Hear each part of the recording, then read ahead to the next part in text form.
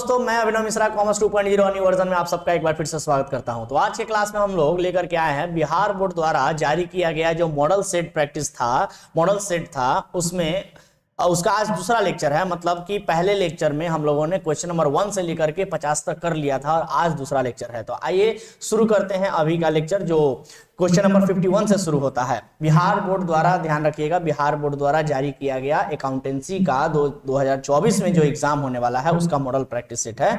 तो model set जो जारी किया जाता है, एक ही मॉडल सेट बिहार बोर्ड की तरफ से आता है, जिसमें हम लोग पहला लेक्चर क्वेश्चन नंबर 1 से लेकर 50 तक कर लिए थे। आज दूसरा लेक्चर है, अभी दूसरा लेक्चर है जो है क्वेश्चन नंबर 51 से। तो चलिए शुरू करते हैं। क्वेश्चन नंबर 51 जो कहता है 51 से लेकर 100 तक करना है।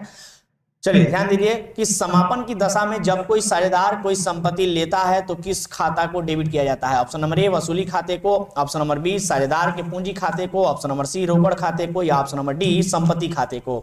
On dissolution when a partner takes over an asset, which account is debited? Option number A realization account, option number B partners capital account, option number C cash account, या option number D assets account। कौन सा answer सही होना चाहिए sir बताइए। तो आपको बता दें कि कौन सा अकाउंट डेबिट किया जाता है, ऐसा पूछा है जब कोई पार्टनर किसी एसेट को लेके जाता है। तो आपको बता दें कि जब कोई पार्टनर किसी एसेट को लेके जाता है तो जर्नल एंट्री में partners capital account debit to realisation account होता है। तो इसमें पूछा है कि कौन सा अकाउंट डेबिट किया जाएगा, तो आंसर हो जाएगा partners capital account. Option number B is the correct answer.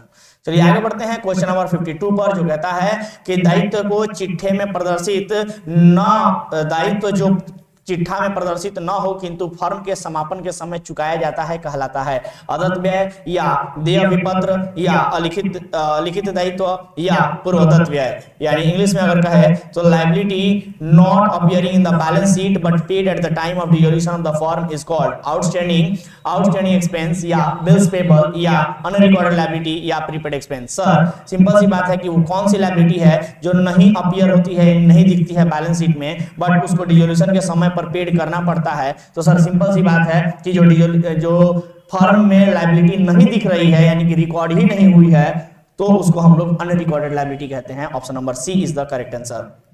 Question number, ध्यान दीजिएगा यहाँ पर, क्वेश्चन नंबर 52 के बाद आ जाते हैं क्वेश्चन नंबर 53 पे, जो कहता है कि एक कंपनी अपने अंशों को प्रीमियम पर भारतीय कंपनी अधिनियम 2013 की किस धारा के अंतर्गत जारी करती है। Option number A 78, option number B 79, option number C 52, या ऑप्शन नंबर डी 53। तो सर इंग्लिश में कहता है company issue its share at a premium under which section, कौन से सेक्शन के अंतर्गत एक कंपनी अपने शेयर को प्रीमियम पर इशू करती है of the Indian companies act 2013, section 78, या सेक्शन 79, या सेक्शन 52, या सेक्शन 53। तो सर कौन से सेक्शन के अकॉर्डिंग एक कंपनी अपने शेयर को प्रीमियम पर इशू करती है, तो आंसर हो जाएगा सेक्शन 52।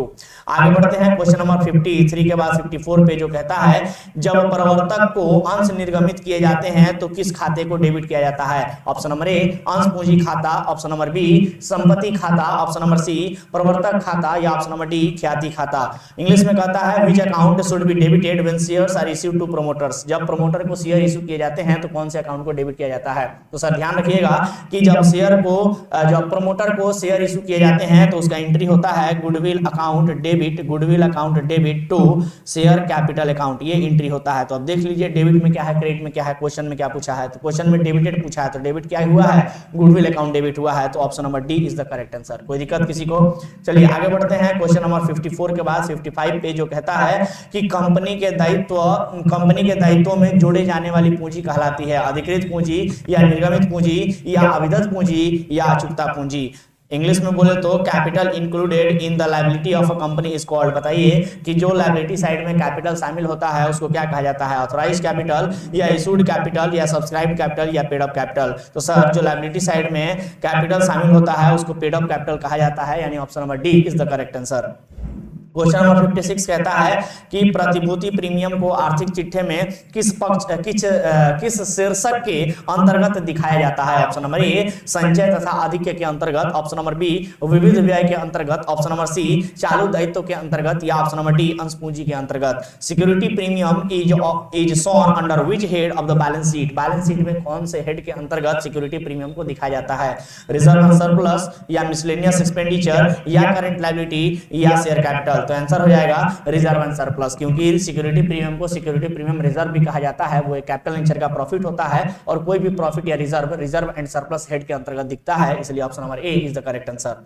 चलिए आगे बढ़ते हैं क्वेश्चन नंबर 56 के बाद आ जाते हैं हम लोग क्वेश्चन नंबर 57 पे, जो कहता है, ध्यान दीजिएगा, क्वेश्चन नंबर 57 लिखा हुआ है कि जब किसी याचना पर राशि देय हो परंतु यह प्राप्त नहीं होती है तो कमी को डेबिट किया जाता है। ऑप्शन नंबर ए अग्रिम याचना में, ऑप्शन नंबर बी बकाया याचना में, ऑप्शन नंबर सी अंश पूंजी में, या ऑप्शन नंबर डी उचंती खाता में। When amount is due on any calls but it is not received then the shortfalls is debited to।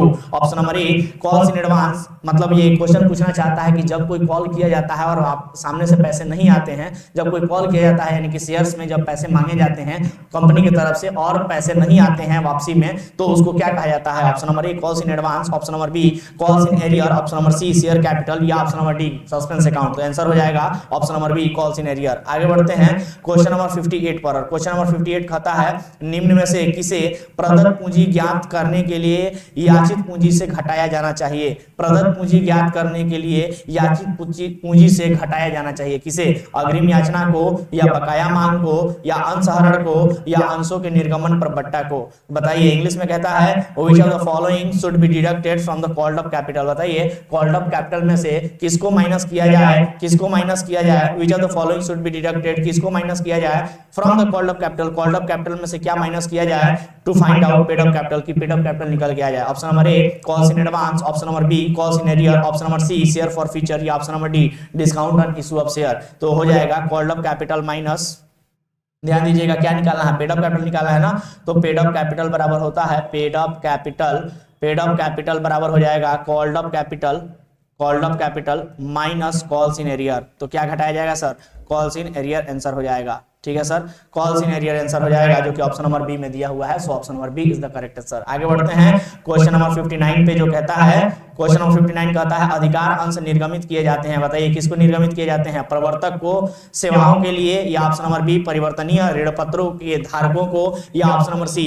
विद्यमान अंशधारियों को, या ऑप्शन नंबर डी उपरोक्त सभी को। Right shares are issued to, बताइए राइट शेयर किसको इशू किए जाते हैं। Option number A promoters for the services को, या option number B holders of convertible debentures को, या option number C existing share holders को, या option number D all of the above को। बताइए राइट शेयर्स किसको दिए जाते हैं, तो आपको बता दें जो राइट शेयर्स होते हैं वो एग्जिस्टिंग शेयर होल्डर्स को दिया जाता है। किसको दिया जाता है, एग्जिस्टिंग, यानी कि जो अंशधारी पहले से हैं, विद्यमान हैं, उनको दिया जाता है। एग्जिस्टिंग शेयर होल्डरों को कि भाई आप लोग पहले से कंपनी के मेंबर हैं, कंपनी के मालिक हैं, शेयर होल्डर हैं, तो आप लोग को पहले अधिकार दिया जाएगा। अगर कोई भी नया शेयर इशू किया जाएगा तो पहले अधिकार आपको मिलेगा। तो उनको ही कहा जाता है जो शेयर्स में अधिकार दिए जाते हैं पहले एग्जिस्टिंग शेयर होल्डरों को, तो ऐसे शेयर्स को राइट शेयर्स कहा जाता है। तो ये अधिकार किसको मिलता है, एग्जिस्टिंग शेयर होल्डरों को मिलता है, यानी option number C is the correct answer. आगे बढ़ते हैं क्वेश्चन नंबर 60 पे, ध्यान दीजिएगा क्वेश्चन नंबर 60 पे बढ़ते हैं आगे। और क्वेश्चन नंबर 60 लिखा हुआ है, देखिएगा क्वेश्चन नंबर 60 लिखा है कि एक नई कंपनी अपने अंशों को निर्गमन नहीं कर सकती। एक नई कंपनी, ध्यान दीजिएगा नई कंपनी की बात कर रहा है। एक नई कंपनी अपने अंशों को निर्गमित नहीं कर सकती। किस पर निर्गमित नहीं कर सकती सर, कटौती पर, या प्रीमियम पर, या सम मूल्य पर, या अंकित मूल्य पर। A new company can not issue its share at discount, at premium, at par, या at face value. Sir face value पे कर सकती है, पार पे कर सकती है, प्रीमियम पे भी कर सकती है, लेकिन डिस्काउंट पे नहीं कर सकती। सो option number A is the correct answer.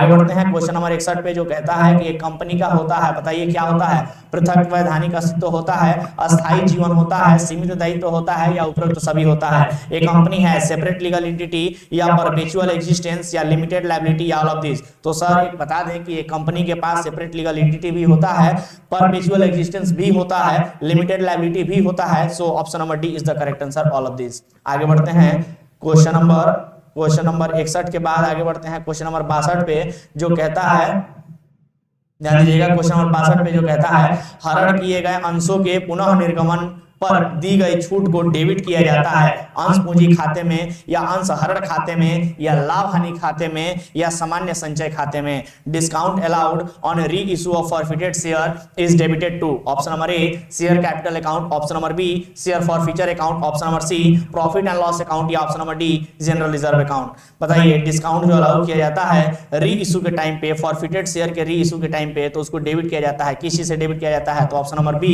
Share forfeiture account से डेबिट किया जाता है। Option number B is the correct answer. आगे बढ़ते हैं क्वेश्चन नंबर 62 के बाद क्वेश्चन नंबर 63 पर। क्वेश्चन नंबर 63 कहता है, ध्यान दीजिएगा, क्वेश्चन नंबर 63 कहता है कि अंशों का निर्गमन किया जाता है ऑप्शन नंबर ए सम मूल्य पर, ऑप्शन नंबर बी बट्टे पर, ऑप्शन नंबर सी प्रीमियम पर या ऑप्शन नंबर डी इनमें से सभी पर। तो अंशों का निर्गमन, ध्यान दीजिएगा, यहाँ न्यू कंपनी के बारे में नहीं बोला है, न्यू शेयर्स के बारे में नहीं बोला है, सिर्फ और सिर्फ कह रहा है शेयर में भी इशू, शेयर इशू किया जा सकता है। तो आपको बता दें कि शेयर पार में भी इशू किया जा सकता है, डिस्काउंट पे भी, प्रीमियम पे भी। So answer number D all of these answer हो जाएगा। आगे बढ़ते हैं क्वेश्चन नंबर 64 पे जो कहता है कि जब अंशों को जब्त किया जाता है, ध्यान दीजिएगा, जब अंशों को जब्त किया जाता है तो अंश पूंजी खाता को डेबिट किया जाता है। बताइए अंश पूंजी खाता को डेबिट किया जाता है ऑप्शन नंबर ए अंशों के अंकित मूल्य से, ऑप्शन नंबर बी अंशों के बाजार मूल्य से, ऑप्शन नंबर सी अंशों के याचित मूल्य से या ऑप्शन नंबर डी अंशों के प्रदत्त मूल्य से। When shares are forfeited, the share capital account is debited with। बताइए शेयर कैपिटल अकाउंट डेबिट किए जाते हैं किस चीज से, नॉमिनल वैल्यू ऑफ शेयर से या मार्केट वैल्यू ऑफ शेयर से या called up value of share से या paid up value of share से। बताइए कि जब शेयर को फॉरफिट किया जाता है तो शेयर कैपिटल अकाउंट को डेबिट किया जाता है, किस चीज से शेयर कैपिटल अकाउंट को डेबिट किया जाता है, तो आंसर हो जाएगा called up value of share यानी ऑप्शन नंबर सी। जितने रुपया मांग लिया गया है शेयर पर, जितने रुपए मांग लिए गए हैं शेयर पर, उतने रुपए से शेयर कैपिटल अकाउंट डेबिट कर दिया जाता है।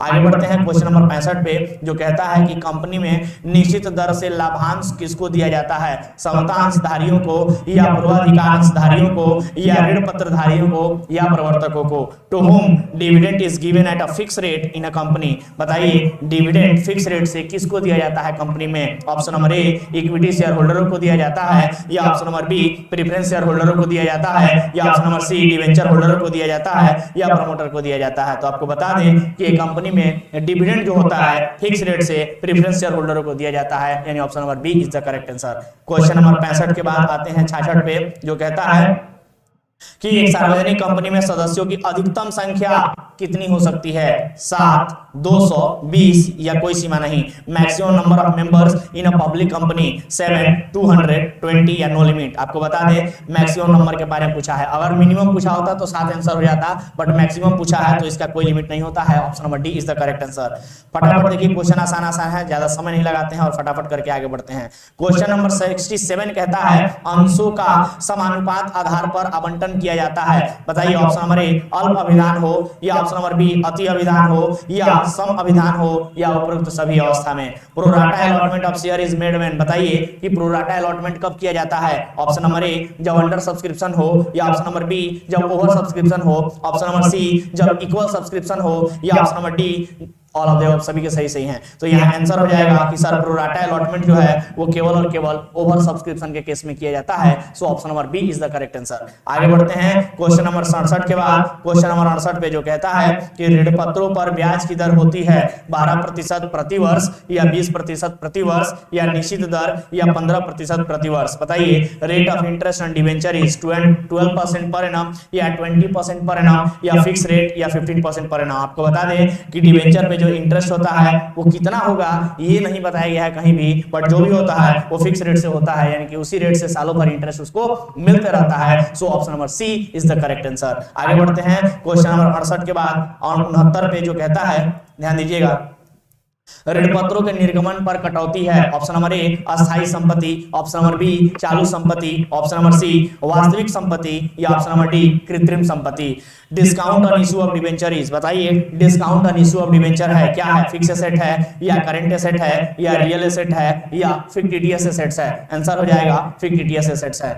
क्वेश्चन नंबर 70 कहता है कि कंपनी के लिए अधिमूल्य पर ऋण पत्रों का निर्गमन है आयगत प्राप्ति या लाभ या पूंजीगत लाभ या संपत्ति। For a company premium on issue of debenture is revenue received या प्रॉफिट या कैपिटल रिसीव्ड या एसेट। बताइए premium on issue of debenture क्या है सर? कैपिटल प्रॉफिट है। आगे बढ़ते हैं क्वेश्चन नंबर 71 पे। ऋण पत्रों के निर्गमन पर दिया जाने वाला बट्टा किस प्रकृति का होता है? ऑप्शन नंबर ए आयगत हानि होता है या पूंजीगत हानि होता है या स्थगित आयगत व्यय होता है या इनमें से कोई नहीं। What is the nature of discount on issue of debenture? Revenue loss या कैपिटल लॉस या डेफर्ड रेवेन्यू एक्सपेंस या नन ऑफ द अबव। आपको बता दें discount on issue of debenture एक तरह का कैपिटल लॉस होता है। So option number B is the correct answer. 72 number question कहता है एक कंपनी के आर्थिक चिट्ठे में ऋण पत्रों को किस शीर्षक के अंतर्गत दिखाया जाता है? ऑप्शन नंबर ए असुरक्षित ऋण के अंतर्गत, ऑप्शन नंबर बी दीर्घकालीन ऋण के अंतर्गत, ऑप्शन नंबर सी चालू दायित्व के अंतर्गत या ऑप्शन नंबर डी संचय एवं अधिशेष। क्वेश्चन नंबर 72 कहता है in the options of in the balance sheet, ध्यान दीजिएगा, in the balance sheet of a company debentures are shown under which head? Debenture को कौन से हेड के अंतर्गत दिखाया जाता है? Option number A unsecured loan के अंतर्गत या option number B long term loan के अंतर्गत या option number C current liability के अंतर्गत या option number D reserve and surplus के अंतर्गत। बताइए डिवेंचर को किसके अंतर्गत दिखाया जाता है? तो आंसर हो जाएगा लॉन्ग टर्म लोन के अंतर्गत दिखाया जाता है। क्वेश्चन नंबर 73 कहता है, क्वेश्चन नंबर 73 ध्यान दीजिएगा, कहता है कि ऋण पत्र जो कि मांग सुपुर्द कर देने पर हस्तांतरित हो जाते हैं कहे जाते हैं। क्या कहे जाते हैं सर? पंजीकृत ऋण पत्र कहे जाते हैं या प्रथम ऋण पत्र कहे जाते हैं या वाहक ऋण पत्र कहे जाते हैं या इनमें से कोई नहीं। Debentures which are transferred by mere delivery are called, क्या कहे जाते हैं सर? जो मेयर डिलीवरी मात्र से ही ट्रांसफर हो जाते हैं ऐसे डिवेंचर को क्या कहते हैं? रजिस्टर्ड डिवेंचर कहते हैं या फर्स्ट डिवेंचर कहते हैं या बियरर डिवेंचर कहते हैं या नॉन ऑफ दिस। बताइए क्या कहते हैं? The answer is bearer debenture. Question number 73 के बाद बढ़ते हैं हम लोग क्वेश्चन नंबर 74 पे। ध्यान दीजिएगा जो कहता है, क्वेश्चन नंबर 74 पे आ जाते हैं जो कहता है,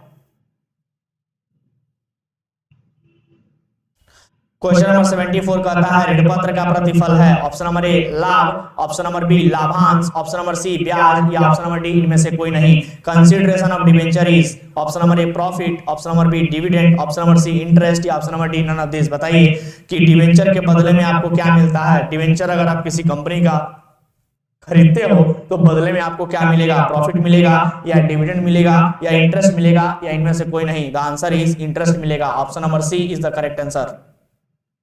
आगे बढ़ते हैं क्वेश्चन नंबर 74 के बाद 75 पे जो कहता है, ध्यान दीजिएगा क्वेश्चन नंबर 75 कहता है ऋण पत्र भाग होता है। बताइए ऋण पत्र भाग होता है ऑप्शन नंबर ए अंश पूंजी का, ऑप्शन नंबर बी दीर्घकालीन उधार का, ऑप्शन नंबर सी स्वामित्व पूंजी का या ऑप्शन नंबर डी इनमें से कोई नहीं। Debenture is a part of option number A share capital, option number B long term borrowing, option number C owned capital या option number D none of this. तो डिवेंचर जो होता है वो पार्ट होता है लॉन्ग टर्म बोरोइंग का, यानी option number B is the correct answer. आगे बढ़ते हैं क्वेश्चन नंबर 75 के बाद क्वेश्चन नंबर 76 पे 76 पे जो कहता है ऋण पत्रों के शोधन पर प्रीमियम खाता है। बताइए वास्तविक खाता है या अवास्तविक खाता है या व्यक्तिगत खाता है या इनमें से कोई नहीं। Premium on redemption of debenture account is option number A real account, option number B nominal account, option number C personal account या option number D none of this. तो सर आपको बताना है कि premium on redemption of debenture account कौन सा account होता है? The answer is personal account होता है। आगे बढ़ते हैं क्वेश्चन नंबर 76 के बाद 77 पे जो कहता है कि ऋण पत्रों पर कटौती की शेष को आर्थिक चिट्ठे में दिखाया जाता है। ऑप्शन नंबर ए संपत्ति पक्ष में, ऑप्शन नंबर बी दायित्व पक्ष में, ऑप्शन नंबर सी फुटनोट में या ऑप्शन नंबर डी इनमें से कोई नहीं। The balance of discount and debenture is shown in the balance sheet on. बताइए कि जो बैलेंस होता है डिस्काउंट ऑन डिवेंचर को, जो डिस्काउंट ऑन डिवेंचर का जो बैलेंस होता है उसको बैलेंस शीट में कहाँ दिखाते हैं? एसेट साइड में या लायबिलिटी साइड में या फुट नोट में या इनमें से कोई नहीं। तो डिस्काउंट ऑन डिवेंचर को एसेट साइड में दिखाया जाता है। Option number A is the correct answer. Question number 77 के बाद 78 पे आते हैं, जो कहता है ऋण पत्रों का शोधन नहीं किया जा सकता। ऋण पत्रों का शोधन नहीं किया जा सकता। ऑप्शन नंबर ए सम पर, ऑप्शन नंबर बी प्रीमियम पर, ऑप्शन नंबर सी बट्टा पर, या ऑप्शन नंबर डी इनमें से कोई नहीं। Debenture can not be redeemed eight, बताइए डिवेंचर को रिडीम नहीं किया जा सकता है। डिवेंचर को रिडीम नहीं किया जा सकता है पार पे या प्रीमियम पे या डिस्काउंट पे, या इनमें से कोई नहीं। आंसर इज डिस्काउंट पे नहीं किया जा सकता है। Option number C is the correct answer. 78 के बाद आते हैं क्वेश्चन नंबर 79 पे, जो कहता है कि खुले बाजार में क्रय किए गए ऋण पत्रों को यदि तुरंत रद्द नहीं किया जाता है तो इसे माना जाता है चालू संपत्ति या चालू दायित्व या निवेश या पूंजी। इंग्लिश में कहता है, ध्यान दीजिएगा, इंग्लिश में कहता है if debenture purchase in open market are not immediately cancelled, अगर कोई डिवेंचर है जिसको ओपन मार्केट में परचेज किया गया था और अगर उसको इमीडिएटली कैंसिल ना किया गया तो उसको क्या कहा जाएगा? करंट एसेट कहा जाएगा या करंट लायबिलिटी कहा जाएगा या इन्वेस्टमेंट कहा जाएगा या कैपिटल कहा जाएगा? द आंसर इज इन्वेस्टमेंट कहा जाएगा। आगे बढ़ते हैं क्वेश्चन नंबर 79 के बाद, ध्यान दीजिएगा, क्वेश्चन नंबर 79 के बाद हम लोग बढ़ते हैं क्वेश्चन नंबर 80 पे, जो कहता है सिंकिंग फंड विनियोग खाता हमेशा दिखाता है, नाम शेष दिखाता है या जमा शेष दिखाता है या दायित्व दिखाता है या इनमें से कोई नहीं। Sinking fund investment account always shows, बताइए सिंकिंग फंड इन्वेस्टमेंट अकाउंट हमेशा क्या दिखाता है? डेबिट बैलेंस दिखाता है, क्रेडिट बैलेंस दिखाता है या लायबिलिटी दिखाता है या नॉन ऑफ दिस दिखाता है? सर आपको बता दें कि सिंकिंग फंड इन्वेस्टमेंट अकाउंट पूछ रहा है। इन्वेस्टमेंट एक तरह का एसेट होता है और एसेट हमेशा डेबिट बैलेंस दिखाता है, इसलिए सिंकिंग फंड इन्वेस्टमेंट अकाउंट भी डेबिट बैलेंस दिखाएगा। सो option number A is the correct answer. आगे बढ़ते हैं क्वेश्चन नंबर 81 पे। अब 20 क्वेश्चन बस बच गए हैं, जल्दी जल्दी खत्म करते हैं। लिखा है सिंकिंग फंड, देखिए अगर आपको ये वीडियो का लेक्चर अगर बहुत ज्यादा स्पीड दिख रहा होगा तो अपने वीडियो में जाकर के स्पीड थोड़ा कम कर लीजिएगा, या अगर स्लो दिख रहा होगा तो थोड़ा स्पीड बढ़ा लीजिएगा। Choice is yours. चलिए आगे बढ़ते हैं। सिंकिंग फंड निवेश पर ब्याज को क्रेडिट किया जाता है। ऑप्शन नंबर ए लाभ हानि विवरण में, option number B sinking fund खाता में, ऑप्शन नंबर सी सामान्य संचय में, या option number D sinking fund निवेश खाता में। Interest on sinking fund investment is credited to, बताइए कि सिंकिंग फंड इन्वेस्टमेंट जो किया जाता है, सिंकिंग फंड इन्वेस्टमेंट जो किया जाता है उस पर अगर किसी तरीके का इंटरेस्ट मिलता है तो उस इंटरेस्ट को क्रेडिट किया जाता है कहां पर? Option number A profit and loss statement में, या option number B sinking fund account में, या option number C general reserve में, या option number D sinking fund investment account में। तो आंसर हो जाएगा सिंकिंग फंड अकाउंट में। चलिए अगला कहता है क्वेश्चन नंबर 82 शोधन कोष विनियोग खाता है। शोधन कोष विनियोग खाता है, क्या है शोधन कोष विनियोग खाता? ऑप्शन नंबर ए आय है, ऑप्शन नंबर बी व्यय है, ऑप्शन नंबर सी संपत्ति है, या ऑप्शन नंबर डी दायित्व है। बताइए sinking fund investment account is an, sinking fund investment account कौन सा अकाउंट है? इनकम है या एक्सपेंस है या एसेट है या लायबिलिटी है? सिंकिंग फंड इन्वेस्टमेंट अकाउंट इनमें से क्या है? तो सर इन्वेस्टमेंट अकाउंट पूछ रहा है, इन्वेस्टमेंट हमेशा एक एसेट होता है। So option number C is the correct answer. Clear है बात? चलिए क्वेश्चन नंबर 82 के बाद आ जाते हैं 83 पे, जो कहता है कि वित्तीय विवरण होते हैं, क्या होते हैं वित्तीय विवरण? प्रत्याशित तथ्य होते हैं या अभिलिखित तथ्य होते हैं या अनुमानित तथ्य होते हैं या इनमें से कोई नहीं। फाइनेंशियल स्टेटमेंट्स आर, बताइए financial statements are, financial statements क्या होते हैं? Option number A anticipated facts होते हैं, option number B recorded facts होते हैं, option number C estimated facts होते हैं, या ऑप्शन नंबर डी इनमें से कुछ नहीं, इनमें से कोई नहीं। तो बताइए सर आपको बता दें कि फाइनेंशियल स्टेटमेंट्स जो होते हैं वो रिकॉर्डेड फैक्ट्स होते हैं। Option number B is the correct answer. चलिए ध्यान दीजिएगा, क्वेश्चन नंबर 83 के बाद हम लोग आ जाते हैं क्वेश्चन नंबर 84 पे, जो कहता है कि कंपनी के आर्थिक चिट्ठे के संपत्ति पक्ष में चालू संपत्ति में शामिल होते हैं। क्या शामिल होते हैं सर? चालू संपत्ति में क्या शामिल होते हैं? ऑप्शन नंबर ए विविध देनदार, ऑप्शन नंबर बी रोकड़ में हाथ में रोकड़, या ऑप्शन नंबर सी स्कंद, या ऑप्शन नंबर डी इनमें से सभी। Current asset of the company, current asset on the current asset on the asset side of the balance sheet of A company includes. बताइए कि कंपनी के बैलेंस शीट में जो current asset होते हैं एसेट साइड में, उस करंट एसेट में क्या क्या चीजें शामिल की जाती हैं? Option number A sundry debtor, option number B cash in hand, option number C stock और option number D all of this. तो आपको बता दें कि करंट एसेट में ये तीनों के तीनों शामिल किए जाते हैं। सो option number D is the correct answer, all of this.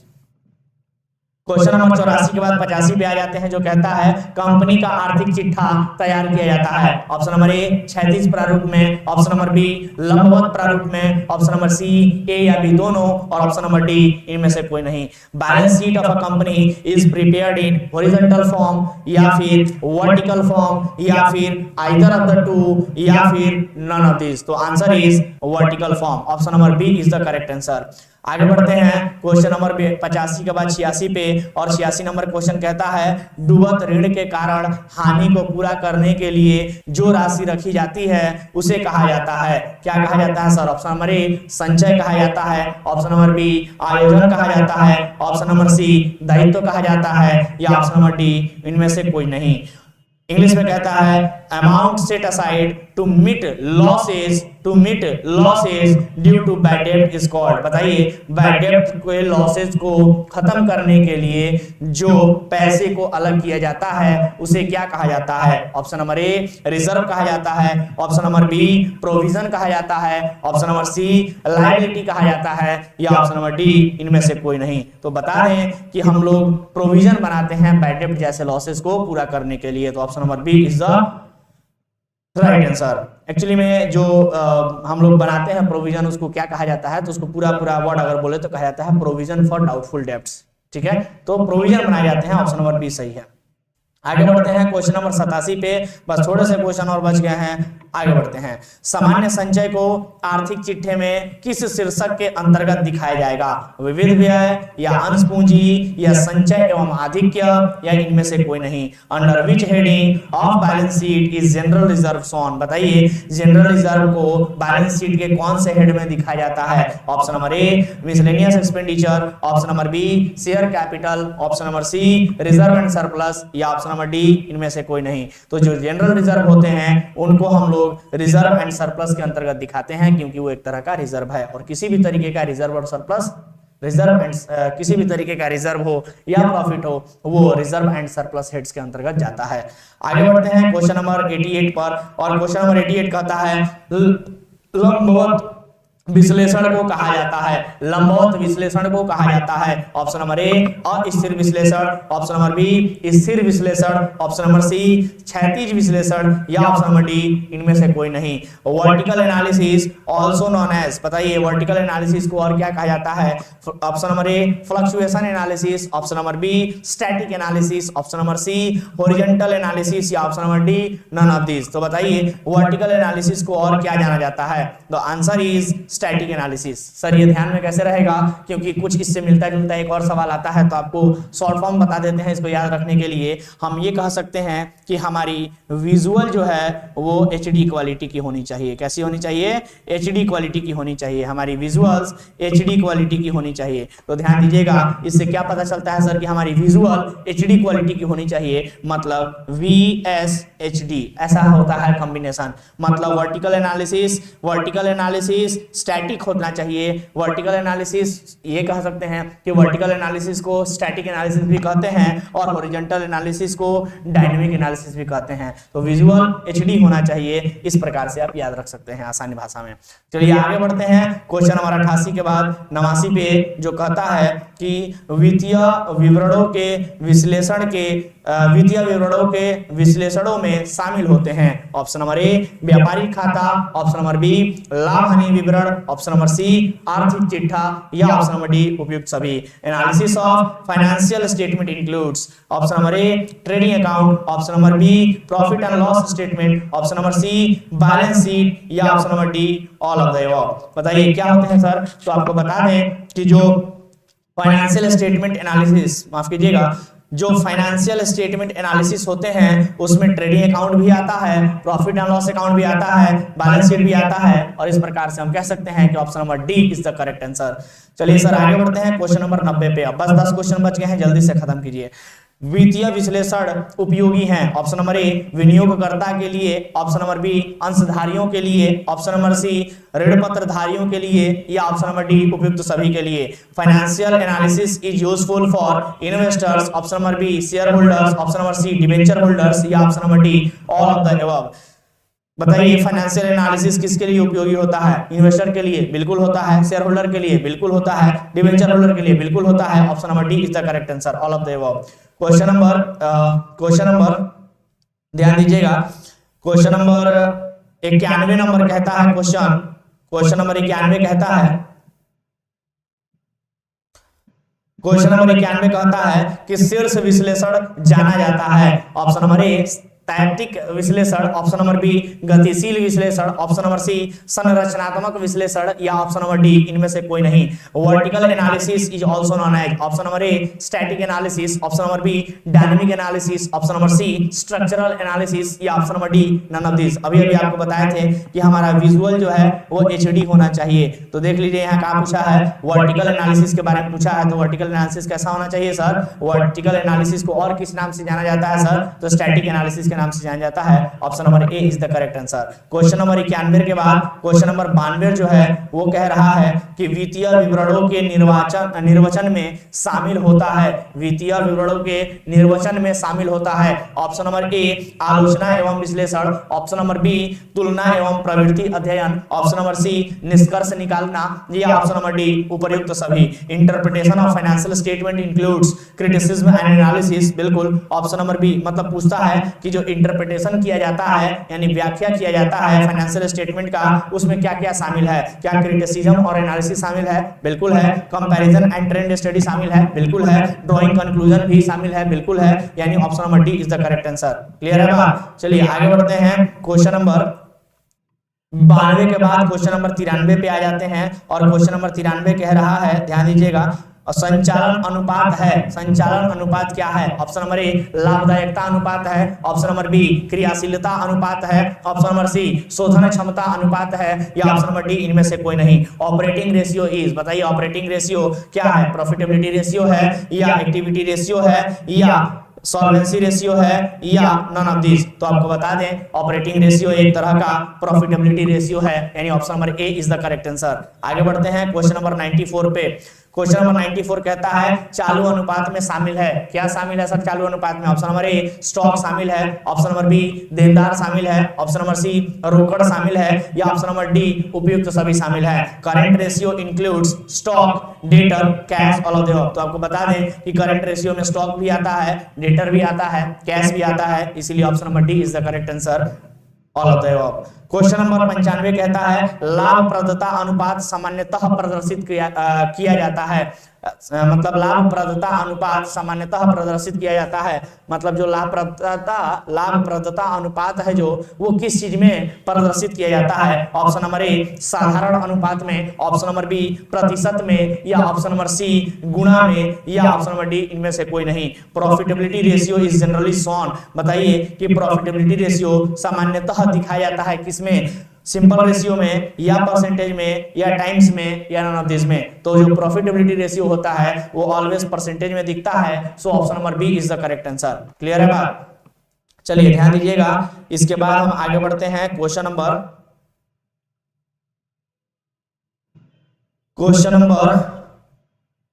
95 के बाद 96 पे आ जाते हैं जल्दी से। और 96 नंबर जो क्वेश्चन है वो कह रहा है अस्थायी संपत्तियों में शामिल होता है। ऑप्शन नंबर ए रोकड़, option number B machinery, option number C देनदार, या ऑप्शन नंबर डी पूर्वदत्त व्यय। The term fix asset includes, बताइए फिक्स एसेट में क्या शामिल होता है? कैश शामिल होता है? बिल्कुल नहीं। मशीनरी बिल्कुल, डेटर बिल्कुल नहीं, प्रीपेड एक्सपेंस बिल्कुल नहीं। तो option number B is the correct answer. आगे बढ़ते हैं क्वेश्चन नंबर 96 के बाद 97 पे जो कह रहा है, क्वेश्चन नंबर 96 कह रहा है कि निम्न में से कौन सा संचालन व्यय नहीं है? इनमें से कौन सा संचालन व्यय यानी ऑपरेटिंग एक्सपेंस नहीं है? ऑप्शन नंबर ए विज्ञापन, ऑप्शन नंबर बी कार की बिक्री का पर हानि, ऑप्शन नंबर सी वेतन, ऑप्शन नंबर डी वितरण व्यय। विच of the following is not operating expense? इनमें से कौन सा ऑपरेटिंग एक्सपेंस नहीं है? एडवर्टीजमेंट ऑपरेटिंग एक्सपेंस नहीं है क्या? बिल्कुल है। Loss on sale of car बिल्कुल नहीं है। सैलरी है। डिस्ट्रीब्यूशन एक्सपेंस ये भी है। यानी कि सिर्फ और सिर्फ एक ही आइटम ऐसा दिया है जो कि ऑपरेटिंग एक्सपेंस नहीं है, तो option number B is the correct answer. आगे बढ़ते हैं क्वेश्चन नंबर 97 के बाद 98 पे बस 2 क्वेश्चन इसके बाद और है, जल्दी से कर लीजिए। निम्न में से कौन सा एक रोकड़ मद है? रोकड़ मद है ऑप्शन नंबर ए नगद विक्रय, ऑप्शन नंबर बी ख्याति का अपलेखन, ऑप्शन नंबर सी ह्रास, ऑप्शन नंबर डी अप्राप्त ऋणों के लिए प्रावधान। इंग्लिश में कहता है which one of the following is a cash item, बताइए इनमें से कौन सा एक कैश आइटम है? Cash sales, option number B goodwill written off, option number C depreciation, या option number D provision for doubtful debt. तो आंसर हो जाएगा कैश आइटम कौन सा है? सिर्फ और सिर्फ कैश सेल्स, बाकी के सब नॉन कैश आइटम है। ठीक है सर, आगे बढ़ते हैं क्वेश्चन नंबर 99 पे जो कहता है निम्न में से कौन सा रोकड़ अंतर्वाह नहीं है? अस्थाई, ऑप्शन नंबर ए अस्थाई संपत्ति का विक्रय, ऑप्शन नंबर बी अस्थाई संपत्ति का क्रय, ऑप्शन नंबर सी ऋण पत्रों का निर्गमन, या ऑप्शन नंबर डी माल का नगद विक्रय। विच of the following is not a cash inflow? Not a cash inflow, इनमें से कौन सा कैश का इनफ्लो नहीं है, मतलब आउटफ्लो है? Sale of fixed asset cash का इनफ्लो है, purchase of fixed asset outflow है, क्योंकि फिक्स्ड एसेट खरीदेंगे तो पैसा जाएगा ना, तो ये तो आउटफ्लो हो गया।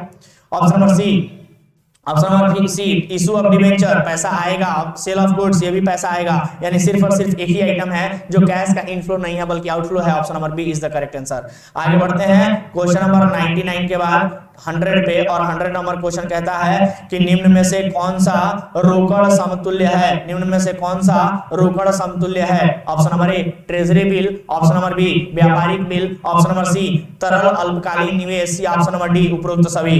विच of the following is considered as cash equivalent? इनमें से कौन सा जो है वो कैश इक्विवेलेंट के बराबर माना जाता है? Option number A treasury bill को, ऑप्शन नंबर कैश इक्विवेलेंट माना जाता है, option number A treasury bill को, option number B trade bill को, option number C liquid short term investment को, या option number D all of the above को। तो आपको बता दें कि कैश इक्विवेलेंट यानी कि रोकड़ समतुल्य ट्रेजरी बिल को भी माना जाता है, ट्रेड बिल को भी माना जाता है, शॉर्ट टर्म इन्वेस्टमेंट को भी माना जाता है, इसलिए option number D is the correct answer all of the above. इसके साथ ही आपका 100 का 100 ऑब्जेक्टिव जो बिहार बोर्ड द्वारा जारी किया गया मॉडल सेट था वो खत्म होता है। इस वीडियो को अभी तक आपने देखा है, अगर लगे हुए हैं तो अभी वीडियो को देखने के लिए बहुत बहुत धन्यवाद। और आप इस वीडियो को ज्यादा से ज्यादा दोस्तों को भी अपने ग्रुप में भी शेयर किया कीजिए, लोगों को शेयर किया कीजिए। कॉमर्स 2.0 यूट्यूब चैनल के बारे में बताया कीजिए कि कंप्लीट एग्जामिनेशन की तैयारी कॉमर्स 2.0 यूट्यूब चैनल पे कराई जाती है, वो भी हर एक सब्जेक्ट का, केवल अकाउंटेंसी का नहीं। हमारे यहाँ इकोनॉमिक्स, पीएसटी, ईपीएस और अकाउंट सभी सब्जेक्ट्स की तैयारी कराई जाती है अलग अलग फैकल्टी के द्वारा। तो चलिए आज के लिए मेरी तरफ से इतना ही, मिलते हैं आपसे जल्द ही। कॉमर्स 2.0 यूट्यूब चैनल जल्दी से सब्सक्राइब कर दीजिए, अगर नहीं किए हैं तो लाइक कर दीजिए और दोस्तों को शेयर कर दीजिए। मिलते हैं जल्द ही आपसे, तब तक के लिए धन्यवाद।